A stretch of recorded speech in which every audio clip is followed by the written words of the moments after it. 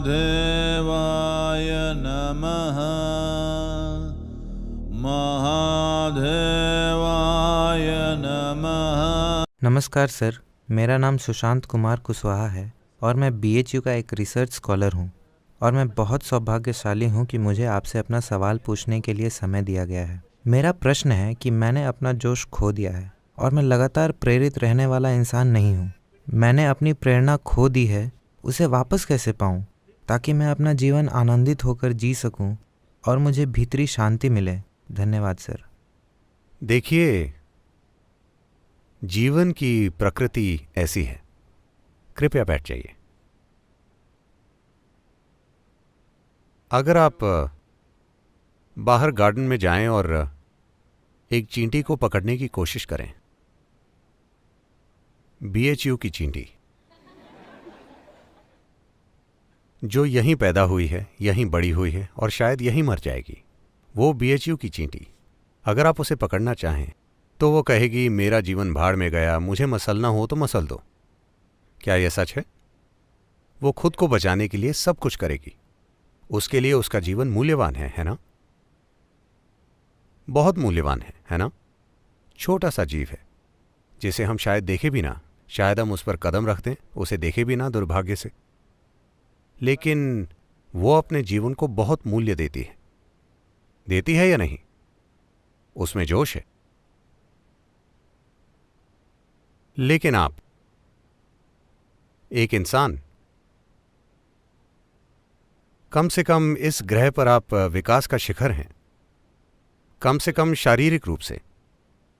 हां, व्यवहार से जुड़ी चीजों के बारे में हमारे अंदर सवाल हो सकते हैं, लेकिन कम से कम शारीरिक रूप से हम धरती के सबसे विकसित जीव हैं।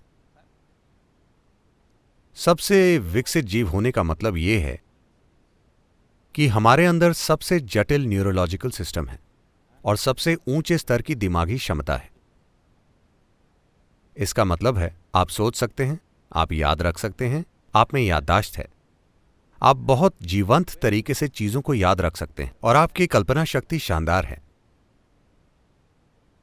चींटी इतने जीवंत तरीके से चीजों को याद नहीं रखती, ना ही उसकी कल्पना इतनी शानदार है, बस थोड़ी सी है। लेकिन अपने जीवन को लेकर उसका मन सतर्क है, क्योंकि जिन शैक्षिक प्रणालियों से आप बाल विहार से लेकर आगे तक गुजरते हैं वो ऐसे हैं कि उनका संबंध हर चीज से है सिवाय आपके। ये हर दूसरी चीज के बारे में है। कोई पर्यटन में PhD है, कोई बायो इंजीनियरिंग में PhD है, कोई किसी और चीज में। इसके बारे में कुछ नहीं। ये कैसे काम करता है इस पर बिल्कुल ध्यान नहीं दिया जा रहा। एक इंसान इस तरह का काम करता है। आपके शहर में काल भैरव मंदिर है। इसका मतलब यह है कि इंसान 3 समय में काम करता है। वो अपनी यादों के गुणों के अनुसार जीता है। आपकी यादें कितने गुणों से भरपूर हैं, इससे यह तय होगा कि आप अभी क्या करेंगे और क्या नहीं करेंगे, है कि नहीं? तो याददाश्त महत्वपूर्ण है, वर्तमान का अनुभव महत्वपूर्ण है और आपके कल की कल्पना कितनी जीवंत है यह बहुत महत्वपूर्ण है।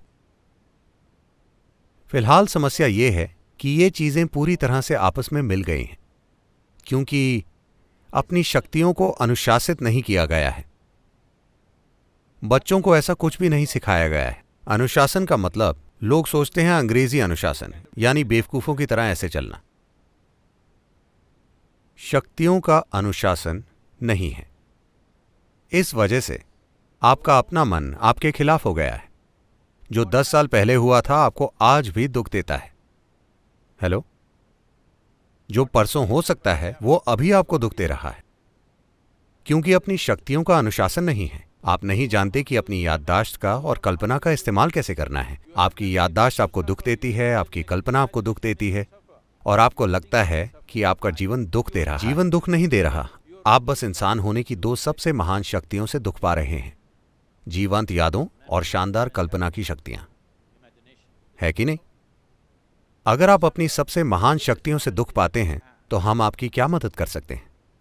अगर आप किसी बीमारी से दुख पाते हैं तो समझा जा सकता है, अगर आप अपनी विकलांगता से दुख पाते हैं तो समझा जा सकता है। अगर आप अपनी क्षमता से दुख पाते हैं तो कोई उम्मीद नहीं है। हाँ या ना? आप अपनी क्षमताओं से दुख पा रहे हैं। अगर आप अपनी विकलांगता से दुख पाएं तो ठीक है, पर आप अपनी क्षमताओं से दुख पा रहे हैं।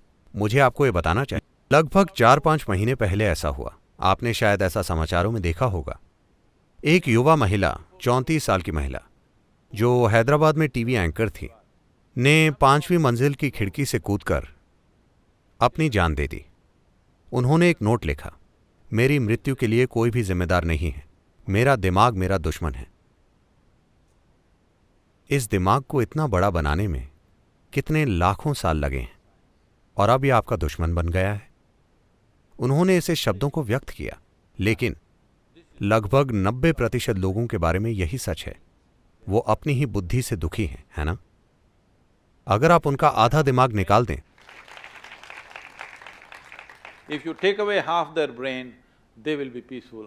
अगर आप उनका आधा दिमाग निकाल लें तो वो शांत हो जाएंगे। हाँ, और इसीलिए बहुत से बेवकूफ ये बोलते रहते हैं कि जीवन का परम लक्ष्य है पीस ऑफ माइंड। ऐसे लोगों पर रेस्ट इन पीस बिल्कुल लागू होता है। अब आप युवा इंसान, यूनिवर्सिटी के जीवन में अगर कोई आपको हमेशा थोड़ा ठीक ना करता रहे तो ये कुछ ज्यादा ही आसान बन जाएगी। मुझे भी याद है, जब मैं यूनिवर्सिटी में था तब ज्यादातर समय हम कैंटीन में या गार्डन में होते थे। मेरे जीवन का सबसे आसान हिस्सा यूनिवर्सिटी था। मैं जानता हूं कि ये किसी को पसंद नहीं आएगा, लेकिन मुझे लगता है कि यूनिवर्सिटी के समय को छोटा करना चाहिए जब तक कि कोई कुछ वाकई शानदार न बना रहा हो। हर किसी को 3 से 4 सालों के अंदर बाहर कर देना चाहिए। अगर वो कुछ बहुत ही केंद्रित और तीव्र काम कर रहे हैं तो उन्हें रुकना चाहिए, वरना देखिए, मैं आप सभी युवाओं से बस यही कह रहा हूं, अपने जीवन में जो चाहे करें, लेकिन आपको किसी चीज पर तीव्रता से केंद्रित होना चाहिए। अगर आप अपने जीवन का किसी भी चीज में निवेश नहीं करते तो यह बेकार चला जाएगा। जैसे कि मैंने आपको शुरुआत में बताया, जीवन का एक बुनियादी हिस्सा है समय, और ये बस चला जा रहा है। मेरे यहां आने के बाद से अब तक आप अपनी कब्र के 2 घंटे पास पहुंच चुके हैं। हाँ या ना? मणिकर्णिका के 2 घंटे ज्यादा करीब। हाँ या ना? Yes. आप अमर नहीं हैं, ये बस एक सीमित समय की अवधि है। क्या आप एक मूल्यवान जीवन है? मैं आपसे पूछ रहा हूं, क्या आपका जीवन आपके लिए मूल्यवान है? तो आपको यह तय करना चाहिए कि आप इस जीवन का निवेश कहां करना चाहते हैं। अगर यह मूल्यवान है तो, अगर यह मूल्यहीन है तो इसे कहीं फेंक दीजिए। अगर यह मूल्यवान है तो इसका निवेश किसी सार्थक चीज में कीजिए, है ना? तो अगर आप इसका निवेश किसी सार्थक चीज में करते हैं तो सिर्फ जोश में ही नहीं, आप हर समय प्रज्वलित रहेंगे।